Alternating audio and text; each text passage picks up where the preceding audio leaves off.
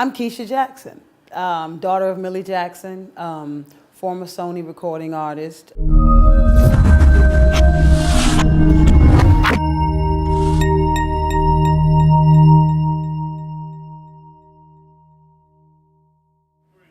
There was nothing but entertainers in the house. Like all of my mother's friends were, fellow recording artists. So you had Ray Goodman and Brown, you had the Isley Brothers, you had Chuck Jackson, you had Ashford and Simpson was right over the bridge. We lived in Teaneck, New Jersey, so they were right over the bridge in New York City. Everybody was there. And so my mother's office was located in New York, and so it was just always what surrounded me. The funny thing is I didn't really appreciate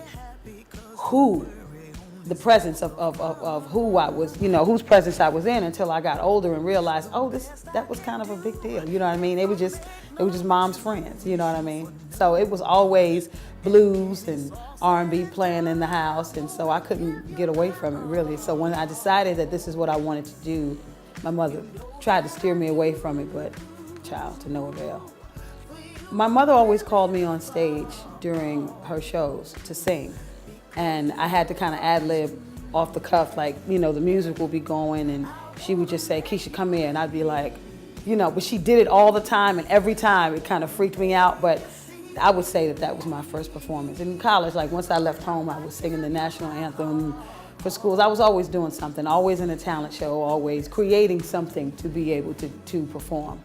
I went to college at the University of Bridgeport in Connecticut for just because my mother said I needed to go. I was going to pursue a career in law. And then I threw all of her money away and decided that I wanted to sing for a living. I came to Atlanta because my mom is from Augusta, outside of Augusta, Thompson, Georgia. And she decided she wanted to move back to her roots. She had purchased several properties down here, and so she had been down back and forth from Jersey to Atlanta, tending to her properties, and one day she just upped and said, we're moving. That was kind of it. I stayed in school for an additional 2.5 years, and then I moved on down. Reluctantly, but I moved on down, and I'm really glad that I did.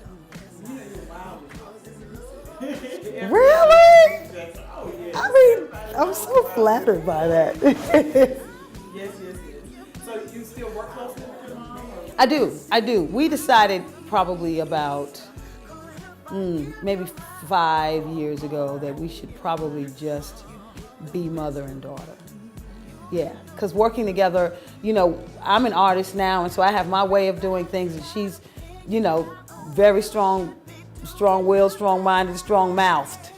And as am I, except the mouth part when it comes to my mother. But we just decided we should just, let's be mother and daughter, and we work together but not on stage.